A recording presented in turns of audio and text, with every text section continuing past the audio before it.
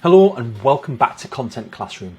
This week I want to help you understand why your own YouTube channel, even as a B2B entrepreneur or business, will be critical to your success over the next few years.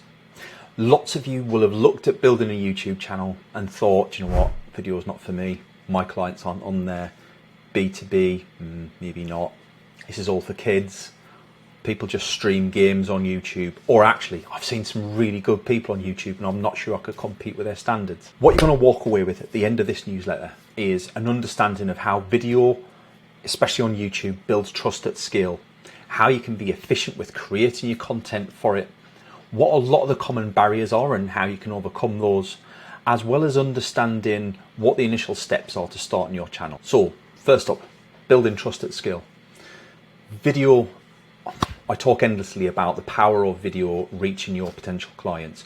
We're all sick of getting things in our inbox. We're all sick of being pitch slapped to death. It's true, and very few people do it well. And especially with the rise of AI that's coming now, there's a whole new wave of horrible messages in my inbox that will never ever see me link out with any of those people. Video, on the other hand, is a way for you to put information in front of other people and let them make their own decision in their own time. It's absolutely crucial in this day and age to be working with video. From your own perspective, if you were to see 30 seconds of somebody talking and you thought you aligned with them, you'd be much more likely to have a further conversation with them. Imagine your clients doing exactly the same thing. Turn your audience into supporters, fans, raving lunatics about your business, but at the very least, allow them to have a conversation with you, understanding who you are and what you do. So you can do that in lots of different ways, but the critical part of this is you getting on camera. Yes, it's outside your comfort zone for many people, but it's important because being able to look people in the whites of their eyes as you're talking them through video, talking about maybe some thought leadership things, cringe maybe, but it's true.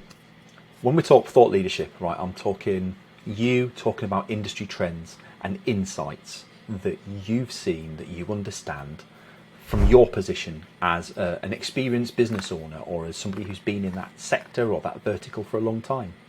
It doesn't have to be as cringe as your head makes it out to be. You can walk them through common challenges that they solve within their industry, common challenges that they might have, how you would solve those things, how you can fix them and how they can get better. So you're helping them, you're adding value on every single step, and eventually it will lead them to a video that tells them much more about you, why you should be the choice for them in the challenges that they've got, how you work and what they should be aligned with if they're to be a good fit client for you. And it solves a lot of the problems of your funnel, step by step, in their own time, from their armchair, nice and relaxed. Efficiency is another thing that a lot of people worry about. A lot of people think that they've got to hire a video editor to get all this stuff done. There's a lot of work created from it, and hands on heart, it is a lot of work. It can be, but if you approach it from an efficient perspective, it can also create you a lot of content from very little effort. So putting your video at the top of the content pyramid as an example, record from video first, do 10, 15, 20 minutes worth of video once a month, and repurpose all of that across all of your other channels. The long form video can go on your YouTube channel, or segments of that can go on your YouTube channel. And then you can take the shorter 30 seconds to 90 seconds clips and post those across your other social media channels. You've then got ideas for blog posts, you've got ideas for your podcasts, and you can even do things like creating infographics and newsletters from all the back of that. But from one common train of thought, which probably doesn't take a lot of doing, because once you're rolling on camera, you'll start to feel a bit more comfortable.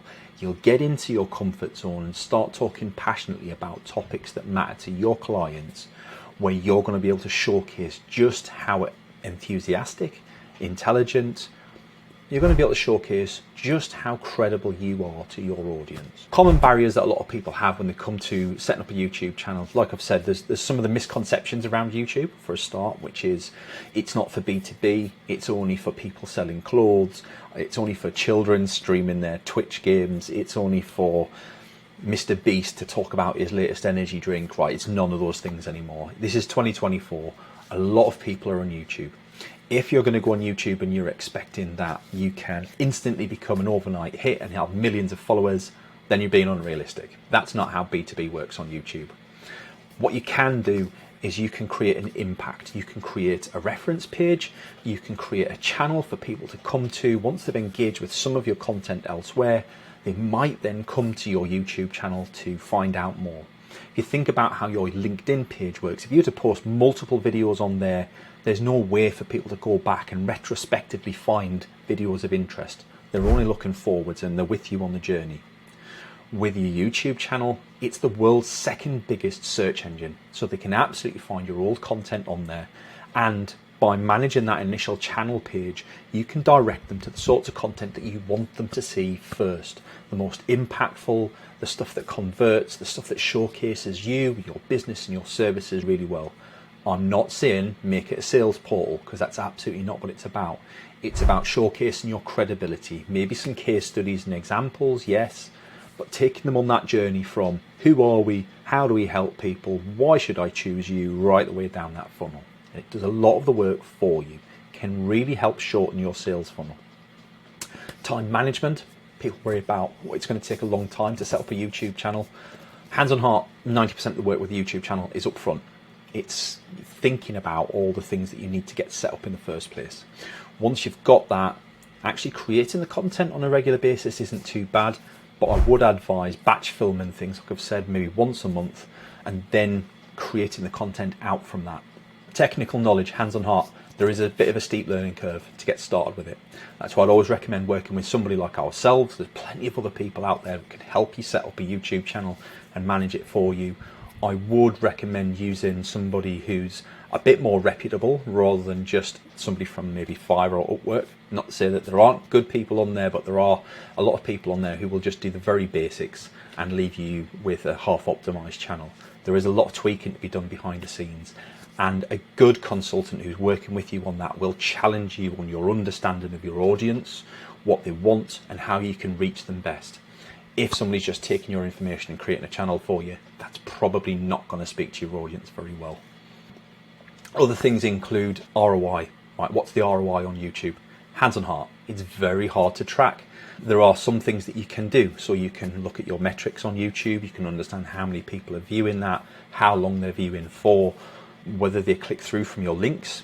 And I would always advise anybody who's going to set up a YouTube channel, something to think about is having a link shortening platform sat behind it.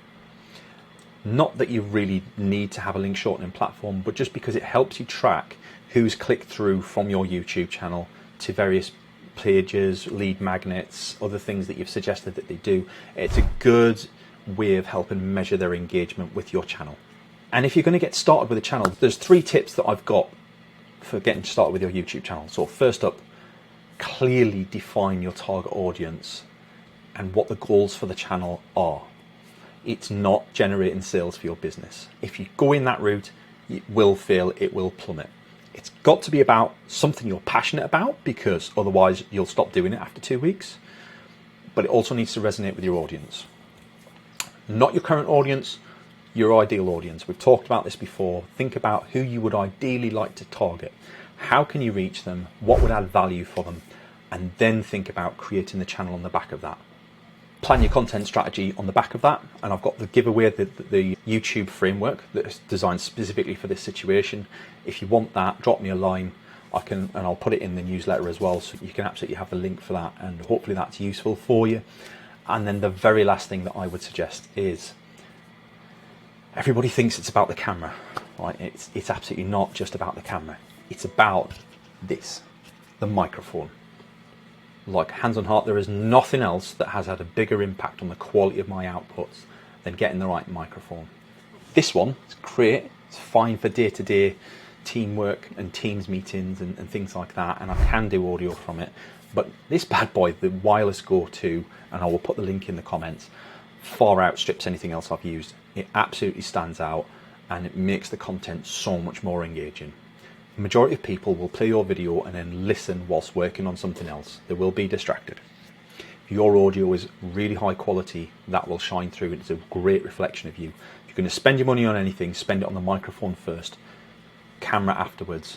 And if you are going to spend on a camera, there are cameras, and I believe that you get what you pay for. If you want a really good setup, You need to go for that digital DSLR camera behind the scenes. Not everybody wants to do that. It's not a hobby for everyone. If it's not, spend some time looking at decent quality but affordable cameras. Doesn't need to break the bank. I hope that helps you clarify in your mind whether you want to start a YouTube channel or not. I believe that most businesses are missing a huge opportunity with their current audience who could be directed there for further warming them up, moving them down that funnel all of their own accord. And if you're not, I think you're missing a trick. If you want any help or advice, well, we are looking at set up your own YouTube channel. Link will be in the newsletter. And if you need any guidance on having it done for you, then of course we're about to support people with those sorts of things. It's not something I intended to intentionally get into, but it has turned out to be something that a lot of people want, so we're moving in that direction. If you need support with it, then we're here to help. Have a fantastic week. Bye-bye.